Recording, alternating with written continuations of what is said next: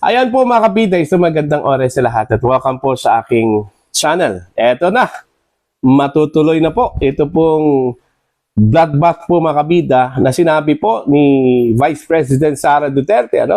At yun nga lang, ito po ay hindi po sa Senado, kundi ito po ay magaganap po mga kabida dyan po sa Korte Suprema. Kung maalala po ninyo, inaksyonan po ng Korte Suprema ito pong consolidated petitions, ni na Vice President Sara Duterte at Attorney Bobby Torion.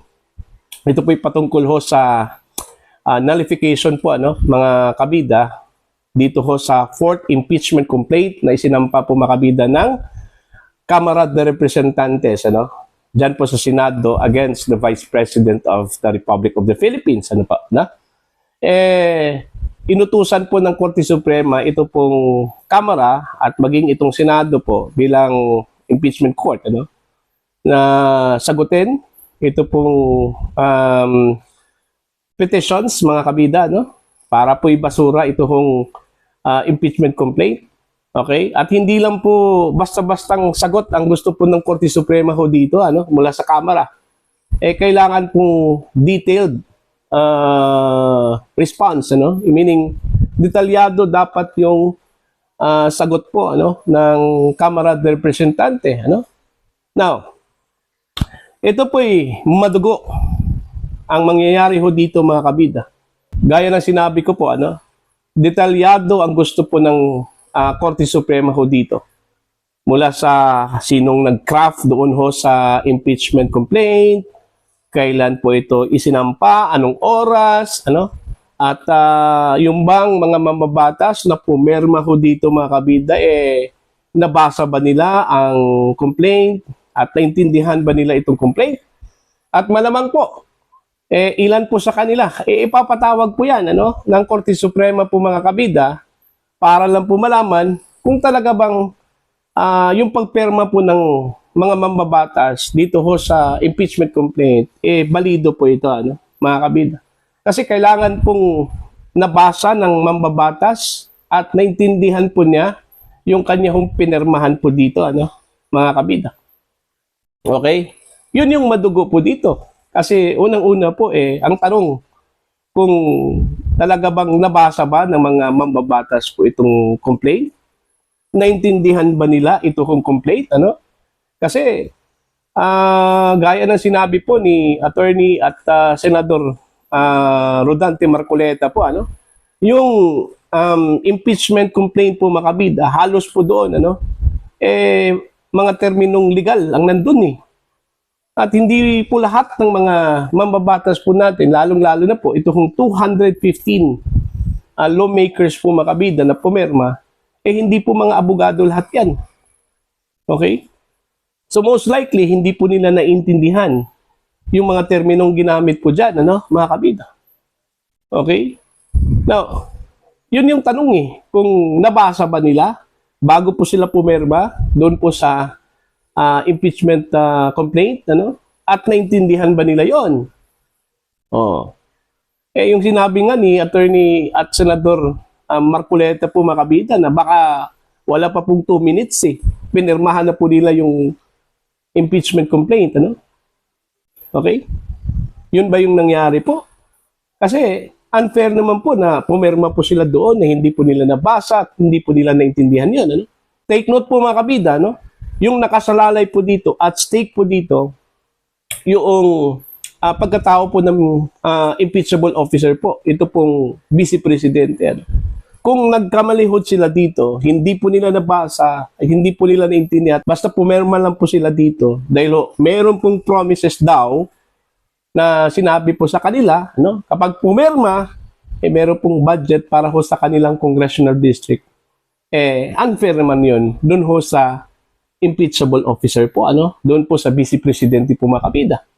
So, yun, nakikita ko na talaga na madugo talaga ito. Kaya nga bloodbath nga Ito pong mangyayari po sa Korte Suprema po mga kabida. Okay? Ito yung first at the greatest hurdle po ng Kamara de Representante po bago ho sila pupunta doon ho sa impeachment court. Kasi ang pagkakaintindi ko po sa sinabi po ni Attorney Reginald Tongol, na hindi muna sila kikilos dito. Okay? Aantayin po nila ito hong Korte Suprema po mga kabida. Ano po? No? So mag-aabang muna ata ito pong impeachment court dito. Yun yung pagkakaintindi ko po. Okay? Kasi hindi naman po siguro maganda po na while meron pong deliberation sa Korte Suprema at saka ito pong impeachment court mag-uumpisa po ng kanila hong proceedings. Okay? Baka po meron pong mangyayaring constitutional crisis po dyan kung sakali ang magiging desisyon po ng Korte Suprema po mga kabida pabor kay Vice President Sara Duterte. And then here comes inumpisahan na po ito pong impeachment trial. So ang gagawin po ng impeachment court dito is yung due diligence po mga kabida. Okay? Now, ang tanong ho dito, handa ba ang mga mambabatas, okay, na humarap po sa mga maestrado po dyan sa Korte Suprema? Yun yung malaking tanong po. Siguro, natataranta na po siguro, nanginginig na siguro ito pong mga mambabatas po natin, lalong-lalo na po, yung hindi ho binasa yung impeachment complaint, hindi po naintindihan, basta pumirma na lang po, okay? I don't know kung ano yung magiging consequences ho dito mga kabida. Sakali hong mapapatunayan po ng Korte Suprema na hindi ho binasa at hindi po naintindihan ng isang kongresista o ng mga kongresista yung kanila pong pinirmahan na impeachment complaint. Kasi yung aking interpretasyon lang po baka ma-invalidate po yung kanila pong pirma. Okay? Pag once ma-invalidate yung pirma na yon, at hindi ho aabot po dun ho sa required number of signature. Okay, parang 1/3 ata mga kabida na signature ang kailangan po sa total number of members ng House of Representatives. Basta I don't know kung ano yung magiging consequences po kasi hindi naman po dinitalye po ng Korte Suprema kung sakali hong mapapatunayan na yung pagpirma po ay hindi po nila naintindihan at hindi po nila binasa yung impeachment complaint. Anyway, mas ang importante ho dito, whether meron mang sanction, meron mang penalty, doon ho sa mga mambabatas na hindi ho binasa at hindi po naintindihan yung kanila pong pinirmahan. Ang importante po doon, kung mapapatunayan makabida, at least malinaw, na rig yung impeachment proceedings po, dyan po sa House of Representatives, mga kabida. So yun yung dapat depensahan po ng Kamara dito, ng mga leaders po ng Kamara at maging ito pong mga pumirma, okay? Na yung kanilang impeachment complaint na isinampa po sa Senado, sumang-ayon po sa saligang batas, nabasa at naintindihan po ng mga mambabatas. Maliban po dyan, meron ding tanong po doon, sa order po ng Korte Suprema, kung binigyan ba ng kopya, okay, pinaalam ba kay Vice President Sara Duterte bago ho i-transmit sa Senado yung articles of impeachment, nabasa ba ng Vice Presidente yung complaints, inabisuhan ba siya na meron pong complaints? Yun yung isa sa mga tanong po ng Korte Suprema ho dito para sa mga mambabatas, para sa House of Representatives. Diba? Nangyari ba yon? Pinadalhan ba ng kopya ng Kamara ito pong si Vice Presidente Sara Duterte, mga kabida, bago ho nila i-transmit ito pong articles of impeachment sa Senado? Yan yung malaking tanong po dyan. Okay? So, dapat po maghahanda po itong mga mambabatas po natin. Baka bigla ho silang ipatawag po. At kung hindi man lahat po gigisahin po mga kabida ng mga maestrado kasi mantakin nyo 215 po yan. Baka ilan na po sa kanila. Random. Okay? Tapos hindi ho makasagot. Mali-mali yung mga sagot po, mga kabida. Inconsistent po mga kabida. Patay kang bata ka. Yun yung disgrasya dyan, mga kabida. So, abangan na lang po natin kasi gaya ng sinabi ko po kanina, magkakaroon po ng bloodbath. Okay? Tsak po yan, magkakaroon po ng bloodbath po mga kabida. Kasi 10 araw lang po yung binigay po dun po sa Kamara at saka sa Senado po. And yung oral argument po, mga kabida, most likely isusunod ng Korte Suprema, ano pa, no?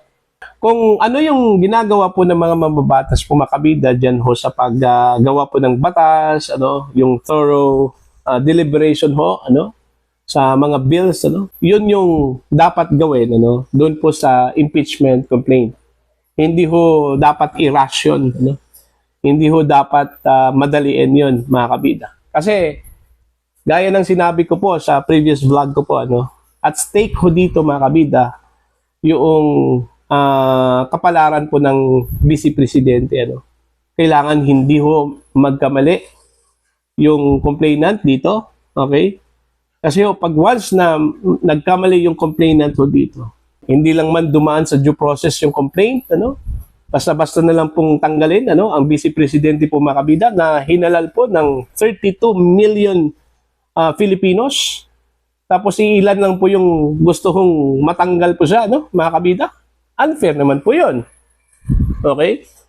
Although, alam po natin na ang ating saligang batas ay gumawa po ng paraan para bigyan po ng otoridad, responsibilidad, ang mga leaders po natin, ano, kagaya ho ng House at saka ng Senate, ano, para litisin ang isang nagkasalang opisyal po ng gobyerno, ano. Pero hindi ibig sabihin po na madaliin na lang po natin yung proseso, ano. Dapat dumaan sa tamang proseso at respetuhin po, ano, yung karapatan po, mga kabida, ng mga nasasakdal po, ano, kagaya ho ni Vice President Sara Duterte, ano. Yung tanong po ng Korte Suprema, mga kabida, kung binigyan ba ng kopya ng House ito pong si Vice President Sara Duterte, ipinaalam ba sa kanya yung mga complaints nakapaloob po doon ho sa articles of impeachment, ano? Kasi part ng due process po yun. Bago po i-transmit sa Senado po, mga kabida. Nagawa po ba yan ng House of Representatives? Okay? Yun yung malaking tanong po dun eh. Kung makalusot man sila dun ho sa question kung nabasa ba ng mga kongresista at naintindihan ba ng mga kongresista yung articles of impeachment, yung impeachment complaint bago ho nila pinirmahan ito. Pero dito ho sa tanong kung binigyan ba nila ng due process ito hong si Vice President Sara Duterte, baka dito po silang masilat, mga kabida, ano po, no? So, yun po, bloodbath is coming at mangyayari po yan, mga kabida, dyan po sa Padre Faura, no? Sa four corners of the Supreme Court. So, yun lang po, mga kabida, para ho sa inyong opinion at pananaw, mga kabida, please comment down. Sa mga hindi pa po subscriber sa aking channel, please subscribe. Just click the subscribe button, click the notification bell, click all para updated po kayo sa aking mga uploads. Maraming salamat po sa inyo lahat.